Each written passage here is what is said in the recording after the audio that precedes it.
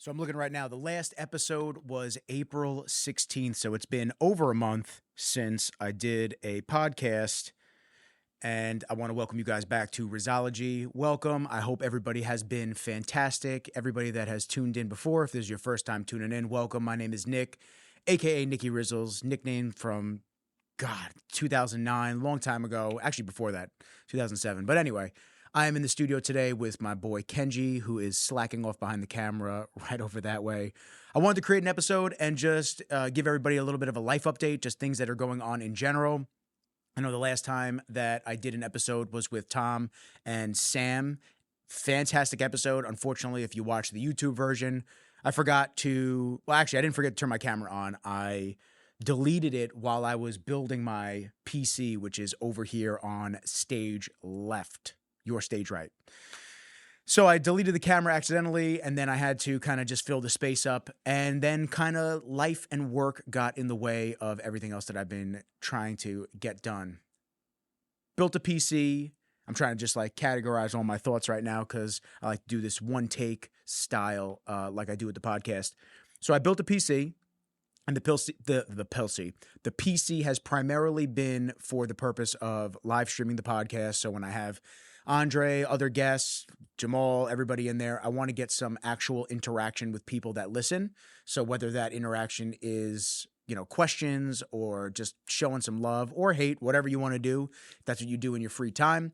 I just wanted to create a means to have a more engaging, interactive experience with the people that actually watch and listen to the podcast. So after building the PC, I've never built a PC before. There comes a lot of tweaking and fine tuning the system so that this way, when I do have a guest in studio, I am a one-man operation. I want it to be as smooth as possible. Right now, I have my audio mixer on this screen right here. And this is what I'm using to monitor the audio, make sure that everything is going great and that there are no errors in the recording itself.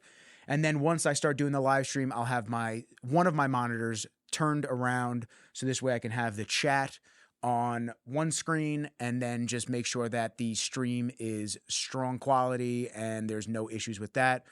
But like I said, there's a lot of fine tuning and simplifying certain processes to make sure that everything runs efficiently while you're doing it. So I haven't been able to do any podcasts, I've just been exceptionally busy with work. Which I'll go into momentarily.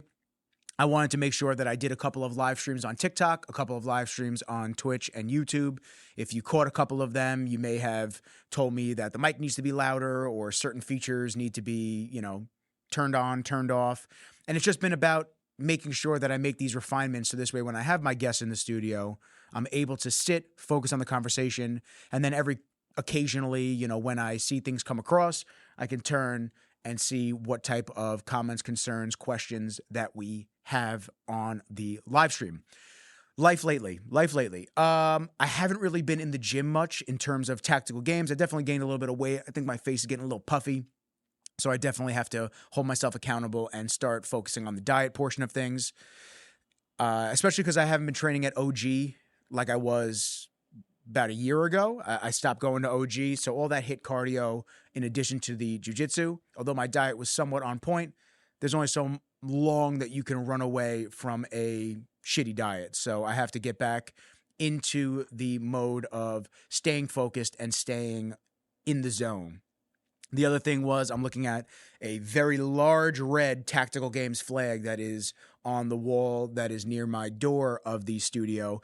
And the Tactical Games stuff was going great. It still is in progress. I still want to compete. I don't know if it's going to happen this year. Work has just been absolutely crazy, and I'm so blessed for that. But I really want to go and compete and give it my all. I don't want to just half-ass it, not be ready on the fitness side of things or not be ready on the shooting side of things. I want to make sure that all of my bases are covered and I come as a well-rounded competitor. So that's the other thing. I still pay for their programming. It's fantastic programming. But unless I get to the gym at 5 a.m., it becomes somewhat stressful to start my day later, go to the gym later, because I still want to hit jiu-jitsu at night. So that's kind of the crutch in my game right now. It's a positive crutch, but it is a crutch. I want to train jiu-jitsu as much as humanly possible. I absolutely love the sport. I'm learning a ton. This August will be 1 year as a blue belt now. And although I thought I knew a good amount going into the blue belt from my 4-stripe white belt, now looking back, I realize that I don't know shit. But things are starting to make sense.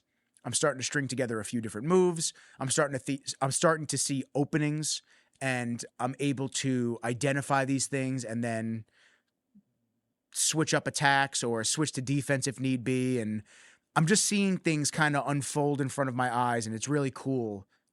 You hear about this, but a lot of people quit before they get to that level. And once again, I'm not claiming that I'm some jiu-jitsu wizard, but training 3 to 4 times a week, you start to really notice things in your game and in other people's games.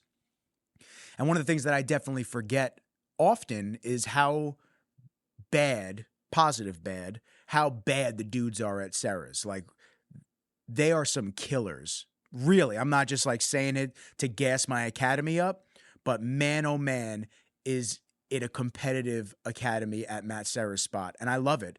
Now, I travel and I want to start doing more content in terms of traveling and trying out other jiu-jitsu gyms. Not because I'm looking to smash people or try to prove my merit of how good my academy is, but I just think that there's a lot of information out there that, you know, although Matt is literally the GOAT of jiu-jitsu in the States, other people teach different things than Matt. And just like other photographers or other artists, everybody has little bits and pieces that they can lend to the greater good of art or the art of jiu-jitsu as well. Whenever I go visit my boy Vinny down in North Carolina, I have a great time at Charlotte Jiu-Jitsu. The guys down there are fantastic. If I ever was to relocate to Charlotte, I definitely would be joining that academy. And I think it's just cool because we all come together, sort of like the fitness and bodybuilding world. We all come together for the love of that sport.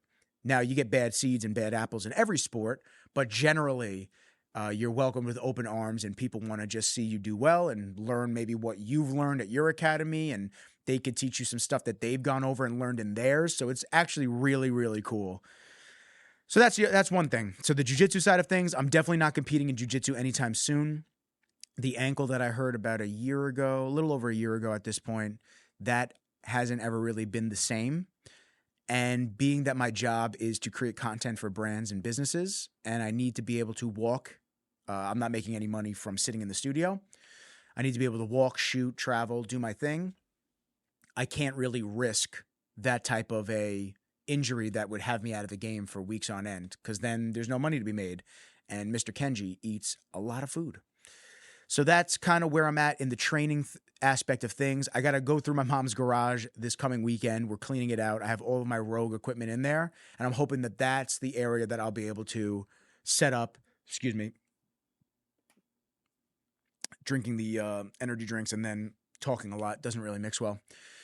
So I'm going to her house this weekend, and I'm hoping that I will be able to finish clearing everything out. I'm trying to look for my old Pokemon cards with Pokemon craze and all that stuff going on right now. I'm hoping that I can find some bangers in there and send them off to PSA grading. I have no clue what condition those would be in, but the main focus is the garage to make it a training space and then to sell any extra stuff to just get rid of the clutter and just continue to minimize the consumerism. As I mentioned that I just built a PC and spent a ton of money on that I did not anticipate to spend.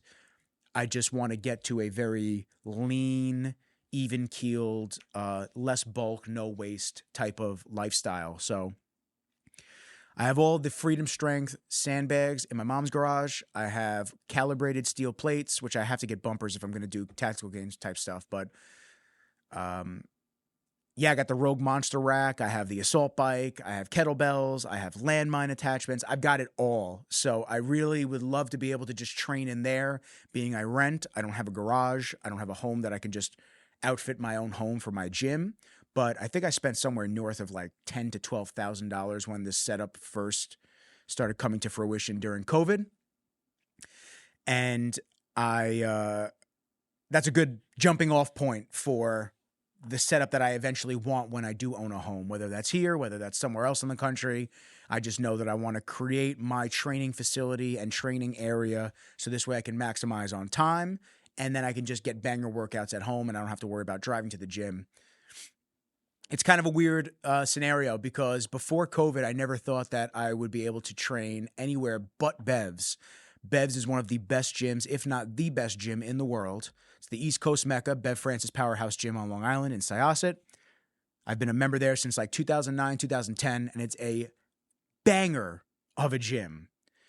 But after COVID, and we all became a little bit self-sustaining in terms of just like gym and fitness and equipment, I think the rise to group fitness and not needing to go to a gym and waste 2 hours a day on whatever the fuck you want to train, like back day or shoulder day or what have you. There is still a place for that in the bodybuilding world, of course. And I think intro lifters and people that are just starting, that is a great place to start to really understand how different workouts and different movements affect the different areas of the body. But now looking back at purchasing all of that gym equipment and really outfitting a gym for the stuff that you want to do and how much time you spend going to the gym, getting there, talking to people, taking your pre-workout, training, resting too much, talking to people more, and then having to drive back, you start to look at the cost benefit analysis, I think is the term. I'm probably incorrect on that. But you start to look at how much time you're spending versus the amount of time that you could save by just spending the $10,000, $15,000 over the course of how many years that you'll use it. And you know that you're going to maintain your stuff better than Joe Schmo at the gym that's just going to bang around the plates and fuck everything up. So at some point, I'm very excited to get to that point where I'm able to have everything that I need, maybe put down a couple of wrestling mats so I can drill some jiu-jitsu stuff at home as well, and just continue to be a better version of an athlete. That's really what I want to do. I don't want to be this guy with these huge muscles anymore. I want to be more streamlined and athletic. Some of the downsides of me not getting in the gym as often for the last probably 6 months as I would have liked is I've definitely lost some muscle mass. And that sucks because I worked for years to gain as much muscle mass as humanly possible.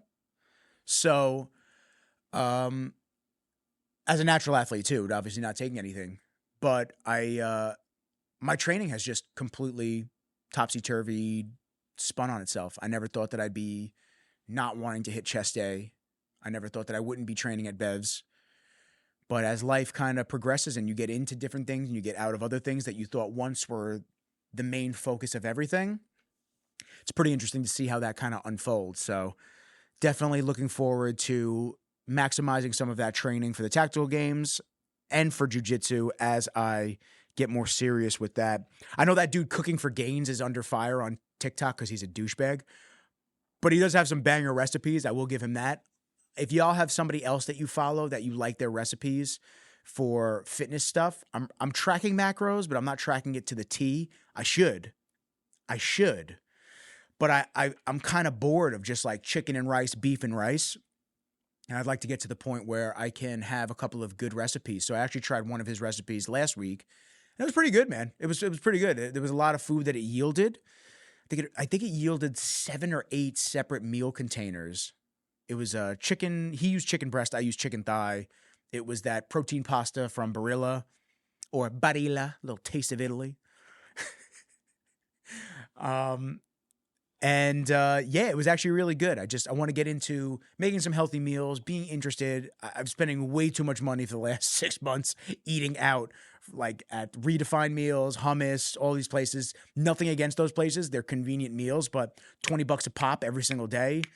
Shit adds up pretty quick. So if I can create everything at home and make everything at home and just portion it out and just bring it with me like I used to do back when I was prepping, I have to get that stigma or that fallacy of like, just because I'm bringing my meals with me means I'm prepping. My body has that like disconnect, that my brain body has that disconnect. What else? I'm trying to think what else. I got a lot of great people in the jiu-jitsu world coming on the podcast soon. Steamroller Favola, a UFC fighter. I'm going to have my buddy Anthony Palacino, who's one of the best black belts. If not, I mean, at our academy without question, but if not in the area. He competed, I believe he competed in California. I don't know the competition that he did, but it was a very high-end competition. I got those guys coming through. Regan Grimes was supposed to come on the podcast when he was in New York, but being a couple days out from the New York Pro, I didn't want to press it. I wanted to just let him do his thing. And then obviously we have all of the stuff going on with AN Sups, ABE, All Black Everything, energy drinks. We have the Cherry Millions coming out in a few weeks to a month or so. We just had the Tang collaboration drop. Tang collaboration from ABE, from AN Performance, I'm sorry, was delicious. We have the ABE Tang energy drinks, and then we have the hydration. We have, I believe, pre-workout as well coming in Tang.